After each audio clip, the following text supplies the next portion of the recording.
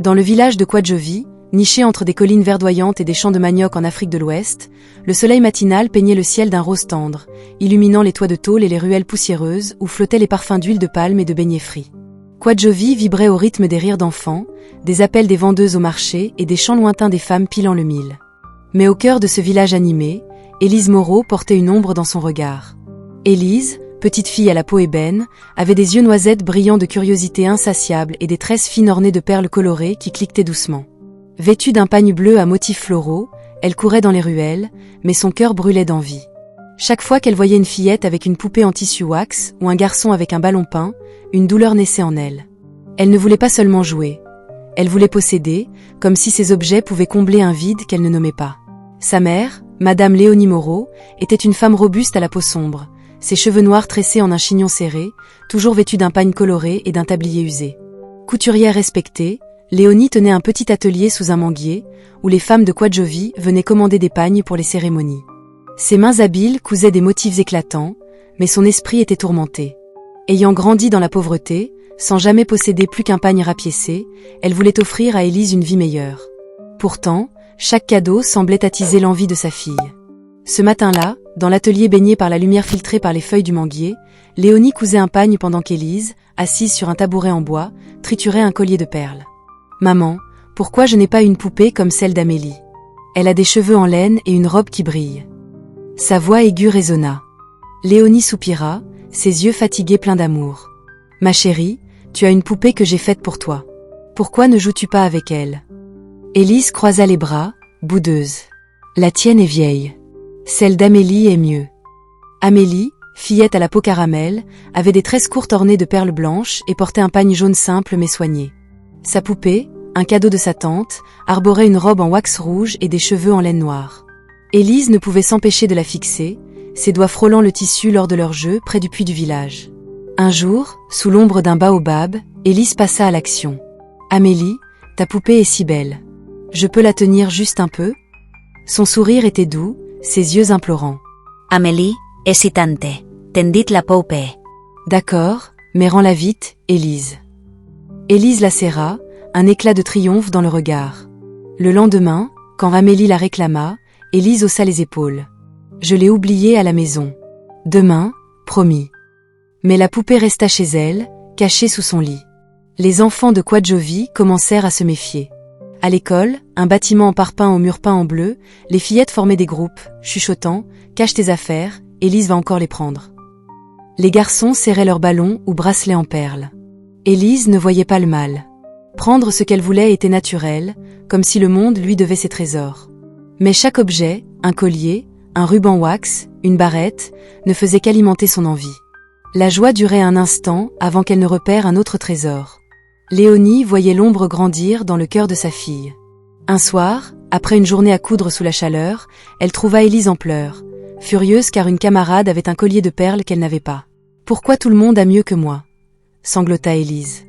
Léonie s'agenouilla, prenant ses mains. « Ma chérie, le bonheur est dans le cœur, pas dans les choses. » Élise détourna le regard, les joues humides. Léonie, le cœur lourd, se promit d'acheter ce collier, même au prix de nuit blanche. Les voisins n'étaient pas tendres. Madame Affi, vendeuse de beignets, les cheveux gris sous un foulard wax, secoua la tête au marché. Élise est gâtée. Léonie la laisse tout contrôler. Monsieur Kofi, fermier à la peau ridée et au chapeau de paille, ajouta « Cet enfant ne respecte rien. Ça finira mal. » Léonie, passant avec son panier, baissa les yeux, blessée mais silencieuse. À l'école, Madame Adjo, institutrice aux lunettes rondes et au pagne vert, remarqua le potentiel d'Élise. « Elle est intelligente, mais son envie la perd », confia-t-elle à Léonie. Celle-ci hocha la tête, priant chaque soir pour que sa fille change. Mais Élise rêvait des objets des autres, convaincue qu'ils étaient la clé de son bonheur. Un après-midi, sous un manguier, Élise tenait la poupée d'Amélie, l'admirant. Puis elle vit Clara, avec un ruban wax rouge flamboyant. Une nouvelle vague d'envie la traversa. Elle s'approcha, souriante. « Clara, ton ruban est magnifique. Je peux l'essayer ?» Clara céda. Élise le noua dans ses tresses, se regardant dans une flaque. Mais déjà, son esprit cherchait le prochain objet. Ce soir-là, Léonie trouva la poupée abandonnée. Les larmes aux yeux, elle comprit que l'envie de sa fille était un feu inextinguible. Et dans Quadjovi, une vieille légende parlait d'un esprit de l'envie, tapi dans la forêt des ancêtres, guettant les cœurs avides. Les ruelles poussiéreuses de Quadjovi vibraient sous le soleil ardent, où les parfums d'épices et de poissons fumés se mêlaient aux cris des vendeurs du marché. Les années avaient passé, et Élise Moreau, désormais adolescente, parcourait le village avec une assurance nouvelle, ses tresses ornées de perles multicolores scintillant à chaque pas. Vêtue d'un pagne violet à motifs géométriques, elle attirait les regards, non pas pour sa gentillesse, mais pour son habileté à obtenir ce qu'elle désirait. Son envie, autrefois un murmure d'enfant, s'était transformée en une flamme dévorante, guidant chacun de ses gestes. À l'école de Quadjovi, un bâtiment en parpaing peint en bleu éclatant, Élise avait perfectionné son art de la persuasion. Avec un sourire charmeur ou un compliment bien placé, elle empruntait des objets qu'elle ne rendait jamais. Un collier de perles bleues, un foulard wax au motif d'étoiles, une barrette sculptée, tout ce qui brillait devenait une obsession. « Oh, ton collier est magnifique, je peux l'essayer juste une minute ?» disait-elle, les yeux pétillants. Ses camarades, d'abord flattés, cédaient, mais comprenaient vite qu'Élise ne rendait rien. Les murmures dans la cour grandissaient, « Si tu veux perdre tes affaires, montre-les à Élise. » Amélie, sa meilleure amie, restait la seule à lui accorder encore un peu de confiance. Avec sa peau caramel et ses tresses courtes ornées de perles blanches, Amélie portait des pagnes simples mais élégants, souvent jaunes ou verts. Elle avait toujours été douce, mais même elle commençait à douter. Un jour, lors d'une fête de village sous un grand baobab, Amélie exhiba un bracelet en perles rouges, un cadeau de sa tante. Élise ne put détacher son regard. « Amélie, il te va si bien. Je peux l'essayer ?» demanda-t-elle, sa voix mielleuse. Amélie, hésitante, accepta. Mais une semaine plus tard, Élise le portait encore, prétendant l'avoir oublié. Quand Amélie insista, Élise haussa les épaules. « Oh, je l'ai perdu, désolée. » Amélie, blessée, s'éloigna, et leur amitié s'effrita comme du sable sous la pluie. Les autres enfants évitaient Élise. À l'école, les fillettes formaient des cercles serrés, cachant leurs bijoux ou leurs sacs en tissu wax. Les garçons serraient leurs ballons ou leurs bracelets en cuir. Les moqueries fusaient, chuchotées derrière des mains, Élise, la voleuse d'éclats. Ces mots la blessaient, mais elle les ignorait, convaincue que posséder ces objets comblerait le vide en elle. Pourtant, chaque acquisition, un ruban, un bracelet, une poupée, ne faisait qu'attiser son envie. La satisfaction était fugace, comme une brise dans la chaleur de Quadjovi. Madame Léonie Moreau, dans son atelier sous le manguier, voyait sa fille s'enfoncer. Ses cheveux noirs tressés en chignon, son pagne coloré taché de fils, elle cousait sans relâche pour subvenir aux besoins d'Élise. Un soir, alors que le soleil peignait le ciel de pourpre, elle tenta de parler. « Élise, pourquoi veux-tu toujours ce que les autres ont? Tu as tant de choses. » Élise, assise sur un tabouret, un foulard emprunté autour du cou, haussa les épaules. « Tu ne comprends pas, maman. Tout le monde a mieux que moi. » Léonie sentit une douleur familière, repensant à sa propre enfance sans pagne neuf ni bijoux. Elle se sentait coupable, se demandant si ses efforts pour offrir une vie meilleure avaient créé ce feu dans le cœur de sa fille. Les voisins de Quadjovi n'étaient pas tendres. Au marché, Madame Affi, les cheveux gris sous un foulard wax, servait des beignets tout en murmurant « Élise manipule tout le monde. Léonie est trop faible. » Monsieur Coffy, fermier à la peau ridée et au chapeau de paille, hochait la tête « Cette fille ne respecte rien. Ça finira mal. » Léonie, passant avec son panier, entendait ces mots comme des coups. Elle baissait les yeux, serrant les lèvres, mais priait chaque soir sous les étoiles pour que sa fille trouve la paix. À l'école, Madame Adjo, institutrice au pagne vert et aux lunettes rondes, voyait le potentiel d'Élise. Elle pourrait briller, mais elle gâche son énergie à envier les autres, confia-t-elle à Léonie. Si une camarade sortait un stylo coloré, elle trouvait un moyen de l'obtenir, inventant des excuses. « Ma mère n'a pas d'argent pour m'en acheter un », mentait-elle, même si Léonie se privait pour elle. Ce comportement lui attirait des regards, mais jamais d'amitié durable. Les enfants se lassaient de ses demandes incessantes. Un après-midi, Élise se glissa dans le marché animé de Quadjovi, où les étals regorgeaient de tissus wax, de perles et de fruits. Elle repéra une barrette en bois sculpté sur l'étal d'une vendeuse distraite. Le cœur battant, elle la saisit discrètement, sentant un frisson de pouvoir. En la glissant dans ses tresses, elle se regarda dans un miroir brisé posé sur un étal. Elle se sentit belle, invincible. Mais ce soir-là, une vieille femme du village, assise sous un baobab, la fixa de ses yeux perçants. « Fais attention, petite. L'envie attire les esprits de la forêt des ancêtres. » Élise rit, chassant ses mots comme une mouche. Port-Lumière, une ville côtière vibrante d'Afrique de l'Ouest, bourdonnait d'énergie. Les vagues de l'océan caressaient les quais, les marchés regorgeaient de tissus wax éclatants et les rues mêlaient klaxons de motos et rythmes de tam-tam. Élise Moreau, désormais jeune femme, foulait le campus de l'université, ses tresses ornées de perles rouges scintillant sous le soleil. Vêtue d'un pagne moderne à motifs floraux, elle attirait les regards, mais son cœur restait prisonnier de l'envie. Grâce aux économies de Madame Léonie, Élise avait obtenu une place à l'université, un rêve que sa mère avait cousu fil par fil dans son atelier de Quadjovie. Mais ce nouveau départ ne changea rien à son désir insatiable. Sur le campus, Élise repéra Camille, une étudiante à la peau claire et aux tresses longues, toujours vêtue de pagnes élégants aux couleurs vives. Camille vivait dans un appartement spacieux, bien plus confortable que la petite chambre d'Élise. Avec un sourire charmeur, Élise inventa une histoire tragique. Mes parents sont morts dans un accident. Je n'ai nulle part où aller. Touchée, Camille l'accueillit, lui offrant vêtements, bijoux en perles et même de l'argent de poche. Élise profita sans hésiter, empruntait des pagnes colorées, des bracelets scintillants, des boucles d'oreilles en corail. Elle promettait de rendre, mais oubliait, prétendant avoir perdu les objets. Camille et ses amies, d'abord généreuses, commencèrent à murmurer. Pourquoi Élise demande-t-elle toujours plus? Mais Élise, avec un compliment ou un regard innocent, désarmait leurs doutes. Son comportement s'aggrava. Dans les boutiques du campus, Élise volait de petits objets. Un rouge à lèvres, une barrette, un carnet à motif wax. Elle agissait discrètement, le cœur battant d'un mélange de peur et d'excitation. En se regardant dans le miroir, portant un pagne de Camille et des bijoux volés, elle se sentait puissante, admirée. Mais la satisfaction s'évanouissait vite. Dès qu'elle voyait une étudiante avec un sac en cuir ou des boucles d'oreilles neuves, son envie revenait, plus forte.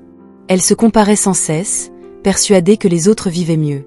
Madame Léonie, restée à Quadjovie, recevait des appels d'Élise. Sa fille parlait de sa vie à l'université, mais toujours des objets qu'elle voulait. Un nouveau téléphone, un pagne à la mode.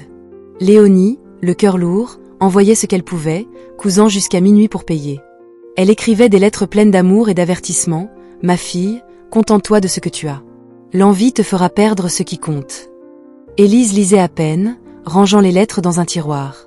Sur le campus, sa réputation grandissait, mais pas comme elle l'espérait. Certains l'admiraient pour son allure, d'autres chuchotaient, elle vit au crochet des autres. Ses mensonges sur son passé d'orpheline circulaient, et Camille commençait à se méfier. Un jour, Élise rencontra Vespra Lune, une étudiante qui semblait sortie d'un conte. Grande, à la peau ébène luisante, Vespra portait des pagnes somptueux aux motifs dorés, ses tresses ornées de perles rares. Son sourire énigmatique et ses yeux perçants captivaient le campus. Certains disaient qu'elle venait d'une famille riche, d'autres qu'elle avait des secrets. Élise, fascinée, voyait en Vespra tout ce qu'elle voulait être. Elle s'approcha, et Vespra l'accueillit avec chaleur, lui offrant un flacon de parfum à l'odeur envoûtante. « Garde-le, Élise, il te va mieux qu'à moi », dit-elle, son sourire cachant une lueur étrange. Élise, ravie, vaporisa le parfum, attirant les compliments. Quelques jours plus tard, Vespra lui offrit un collier de perles noires, puis un rouge à lèvres éclatant. Chaque cadeau renforçait l'obsession d'Élise. Une nuit, invitée chez Vespra, Élise remarqua des détails troublants. Dans l'appartement, des bougies dégageaient une odeur d'herbes inconnues, et des symboles tracés à la craie ornaient le sol, vite effacés. Une ombre sembla danser sur le mur, mais Vespra rit, juste des décorations, ne t'inquiète pas. Élise, éblouie par un nouveau bracelet offert, chassa ses doutes. Elle ne voyait pas que ses amis, comme Camille, s'éloignaient, fatigués de ses emprunts. Léonie, lors d'un appel, sentit une distance dans la voix d'Élise, comme si elle était envoûtée. Inquiète, elle consulta une amie à Quadjovie, qui murmura « Quelque chose ne va pas. Méfie-toi des cadeaux trop beaux. » Sur le campus, les rumeurs sur Vespra grandissaient. Certains disaient avoir vu des oiseaux morts près de son appartement, d'autres entendaient des murmures la nuit. Mais Élise, aveuglée par les cadeaux, ne voyait rien. Elle passait ses journées à se pavaner, portant les objets de Vespra, se sentant au centre de l'attention. Pourtant, chaque cadeau semblait attiser son envie, comme un feu nourri par le vent. Une après-midi, Vespra l'invita à une grande fête sur le campus, un événement où tous les regards seraient tournés. Élise, excitée, repéra un collier unique dans l'appartement de Vespra, ses perles scintillant comme des étoiles. « Je peux le porter pour la fête ?» demanda-t-elle, les yeux brillants. Vespra sourit, une lueur sombre dans le regard. « Bien sûr, mais rends-le à l'aube. Pas une minute de plus. » Port-Lumière pulsait d'une énergie fiévreuse, ses rues illuminées par des néons et les échos de musique traditionnelle mêlés de rythmes modernes. Sur le campus de l'université, Élise Moreau se pavanait, ses tresses ornées de perles rouges scintillant sous les lampadaires. Vêtue d'un pagne ajusté au motif d'étoiles dorées, elle attirait les regards, mais son cœur brûlait toujours d'une envie insatiable.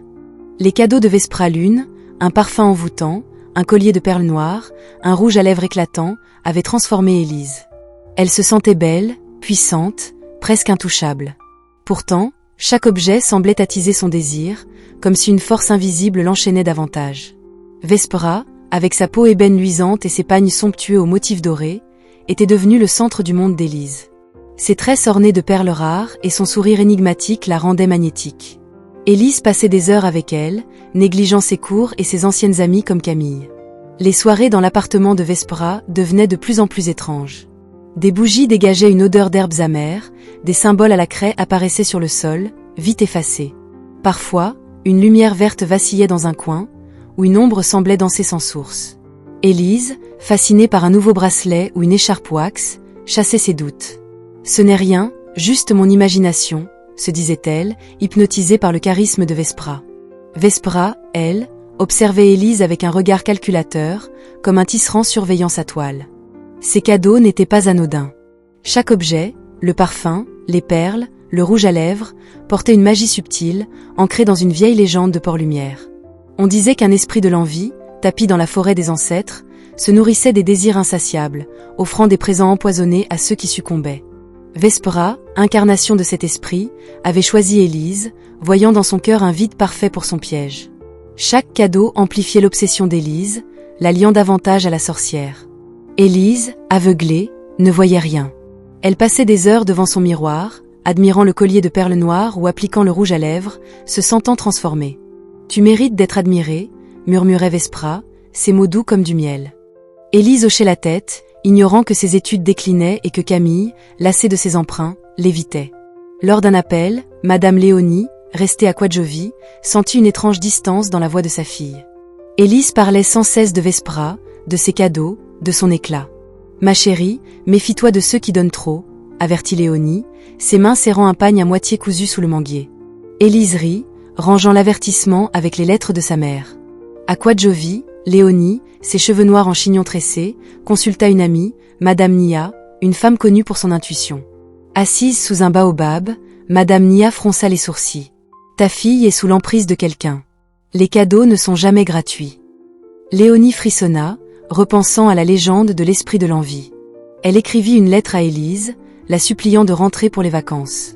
Mais Élise, envoûtée, refusa. « Je suis heureuse ici, maman, » répondit-elle, sa voix distante, comme si un voile la séparait du monde. Sur le campus, les rumeurs autour de Vespra s'intensifiaient. Des étudiants juraient avoir vu des plumes noires près de son appartement, d'autres parlaient de murmures nocturnes ou d'une odeur d'herbe brûlée. Personne n'osait l'affronter, son charisme intimidait. Élise, elle, ne voyait que sa générosité. Chaque nouveau cadeau, une écharpe wax, un miroir gravé, renforçait son admiration. Elle ne remarquait pas que son envie grandissait, devenant une obsession. Elle vivait pour les objets de Vespra, pour les regards qu'ils attiraient, ignorant le vide qui s'élargissait en elle. Un soir, Vespra invita Élise à une grande fête sur le campus, un événement où les étudiants se réunissaient sous des lampions colorés, dansant au son des tam-tams et des guitares électriques. Élise, avide de briller, visita l'appartement de Vespra pour se préparer. Sur une étagère, elle repéra un collier unique, ses perles scintillant comme des étoiles dans la nuit. « Vespra, je peux le porter pour la fête ?» demanda-t-elle, les yeux brillants. Vespra, ses tresses scintillant sous la lumière des bougies, sourit, une lueur sombre dans le regard. « Bien sûr, Élise. Mais rends-le à l'aube. Pas une minute de plus. » Élise acquiesça sans réfléchir, trop excitée par l'idée de captiver tous les regards. À la fête, Élise était l'étoile de la soirée. Le collier, scintillant sous les lampions, attirait les compliments. Elle dansait, riait, posait pour des photos, savourant l'admiration. Les étudiants la surnommaient l'étoile de Port-Lumière. Pour la première fois, elle se sentait au sommet, comme si le monde lui appartenait. Mais au fond, une petite voix lui rappelait la condition de Vespra, rendre le collier à l'aube. Épuisée, Élise rentra dans la chambre de Camille, posa le collier sur une chaise et s'endormit, oubliant sa promesse. Dans l'ombre, une brise froide traversa la pièce, et le collier sembla briller d'une lueur étrange, comme s'il murmurait son propre avertissement. La lumière pâle de l'aube filtrait, à travers les rideaux de la chambre de Camille à Port-Lumière, jetant des ombres tremblantes sur le visage d'Élise Moreau. Elle se réveilla en sursaut, un frisson glacé lui parcourant l'échine. Ses doigts effleurèrent le collier de perles noires offert par Vespra Lune, toujours autour de son cou. Elle tenta de le retirer, mais il semblait collé à sa peau, comme s'il faisait partie d'elle. Paniquée, elle courut vers le miroir. Un cri lui échappa. Son visage, autrefois lisse et éclatant, était marqué de rides profondes, ses cheveux sous les tresses devenus gris et cassants. Elle semblait avoir vieilli de décennies en une nuit. Tremblante, elle arracha le collier, mais les perles scintillaient d'une lueur sinistre, comme si elle se moquait d'elle. Élise tenta de contacter Vespra, courant jusqu'à son appartement. Mais la porte était ouverte, la pièce vide, comme si personne n'y avait jamais vécu. Les bougies, les symboles à la craie, l'odeur d'herbe, tout avait disparu. Terrifiée, Élise comprit qu'elle avait été piégée. Son envie insatiable l'avait conduite à ce cauchemar. Désespérée, elle quitta Port-Lumière, ses tresses désormais ternes, son pagne froissé, et retourna à Quadjovi, cherchant refuge auprès de Madame Léonie. À Quadjovi, le village s'éveillait sous un soleil timide. Les ruelles poussiéreuses bruissaient des chants matinaux et des odeurs de beignets frits. Léonie, ses cheveux noirs en chignon tressé, son pagne coloré taché de fils, cousait dans son atelier sous le manguier quand Élise entra, le visage méconnaissable. Léonie lâcha son aiguille, les larmes aux yeux. « Ma chérie, que t'est-il arrivé ?» murmura-t-elle, serrant sa fille dans ses bras. Élise sanglota, racontant la fête, le collier, la transformation. Léonie, déterminée, décida de l'emmener voir Sage Elowen, une voyante respectée vivant dans la forêt des ancêtres, dont on disait qu'elle pouvait défaire les malédictions. Le voyage vers la forêt des ancêtres fut éprouvant. Élise, affaiblie, trébuchait sur les racines, le collier pesant comme une chaîne invisible. La forêt, dense et mystérieuse, semblait murmurer, ses arbres drapés de lianes vibrant sous un vent étrange. Arrivée à la hutte de Sage Elowen, une femme au regard perçant, vêtue d'un pagne indigo orné de coquillages, les accueillit près d'un feu crépitant. Elle observa Élise, ses yeux scrutant le collier. « Cet objet est maudit, » déclara-t-elle gravement. « Tu as touché ce qui ne devait pas l'être. Raconte-moi tout. » Élise, tremblante, relata son histoire, les cadeaux de Vespra, la fête, le collier. Léonie, en larmes, avoua avoir peut-être gâté sa fille, alimentant son envie. Soudain, un rire glacial résonna dans la hutte. Vespra apparut, surgissant de l'ombre comme une fumée, ses tresses scintillant, son pagne doré flottant comme animé par une force invisible. Ses yeux brillaient d'une lueur surnaturelle. « C'est toi, mère, qui as semé ce désir insatiable, » dit-elle à Léonie. « Tu lui as appris à vouloir toujours plus. Maintenant, elle est à moi. » Sage Elowen, frémissante, reconnut l'entité. « Tu es l'esprit de l'envie, une voleuse d'âme, » cria-t-elle, brandissant un talisman. Vespra rit, son souffle faisant vaciller le feu. « Personne n'échappe à mon emprise. » Sage Elowen ordonna à Léonie et Élise de fuir, promettant de retenir la sorcière. Léonie attrapa sa fille, courant à travers la forêt, les rires de Vespra résonnant derrière elle. Les branches semblaient se refermer, le collier s'agrippant plus fort au cou d'Élise. Elles atteignirent Quadjovi, épuisées, les villageois les regardant avec crainte. Léonie, refusant d'abandonner, fit venir un pasteur respecté, Monsieur Tinde, connu pour ses prières puissantes. Dans la maison familiale, sous des bougies vacillantes, il organisa une nuit de prière, entouré de voisins courageux. Au milieu de la nuit, un vent glacial traversa la pièce. Vespra apparut, flottant comme une ombre, ses yeux brillant d'une lueur verte. « Que veux-tu de ma fille » cria Léonie. Vespra, sourire cruel, répondit « Je ne prends pas sa vie, mais sa beauté est mon paiement. Elle a choisi l'envie, et l'envie a un prix. » Monsieur Tinde, brandissant une amulette, psalmodia avec force. Dans un éclat de brume, Vespra disparut, laissant le collier tomber au sol, inerte. Élise, tremblante, se précipita vers un miroir. Les rides et les cheveux gris persistaient, mais le collier ne scintillait plus. La malédiction semblait apaisée, mais son visage restait marqué, comme un rappel éternel de son envie.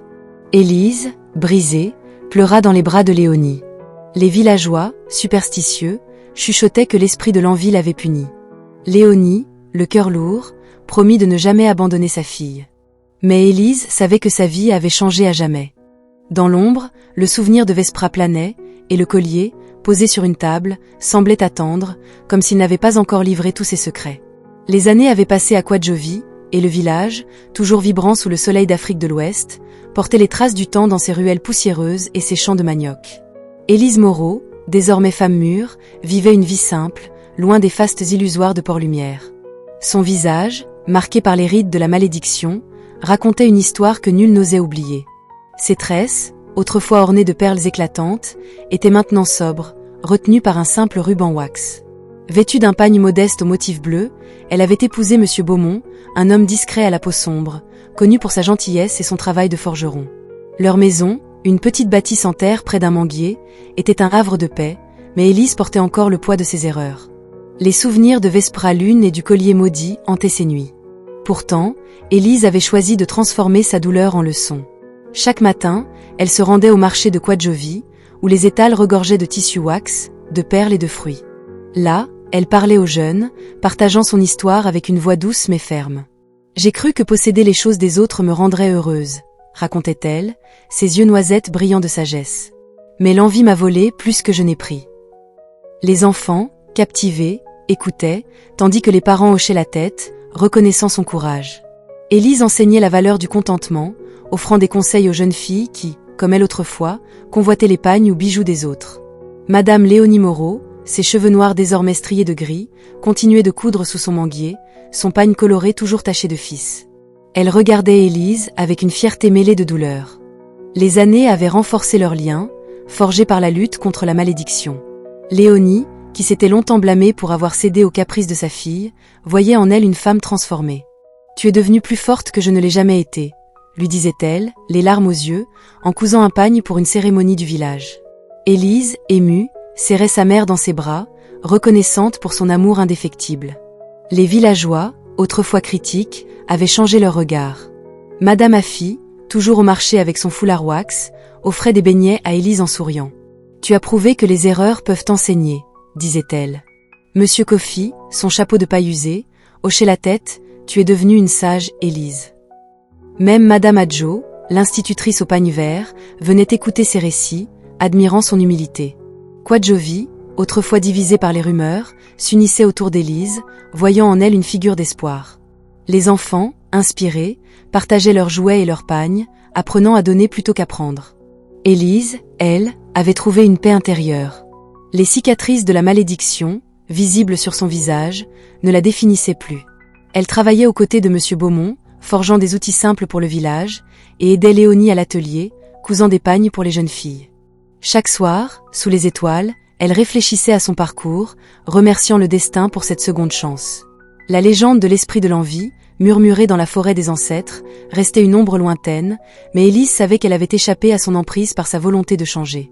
Un jour, au marché, une jeune fille nommée Awa, au pagne éclatant, s'approcha d'Élise. « Comment fais-tu pour être si heureuse, sans vouloir tout ce que les autres ont ?» demanda-t-elle. Élise sourit, touchant le ruban dans ses tresses. « Le vrai trésor, c'est ce qu'on partage, pas ce qu'on prend. » Awa hocha la tête, promettant de réfléchir. Ce moment, simple mais profond, c'est là la rédemption d'Élise. Elle n'était plus la voleuse d'éclat, mais une lumière pour Quadjovi. Et si vous souhaitez découvrir d'autres contes comme celui-ci, où les erreurs deviennent des leçons et les cœurs trouvent la paix, abonnez-vous pour ne rien manquer de ces histoires inspirantes. Car, comme Élise l'avait appris, le bonheur ne se trouve pas dans les possessions, mais dans la sagesse partagée et l'amour donné sans compter.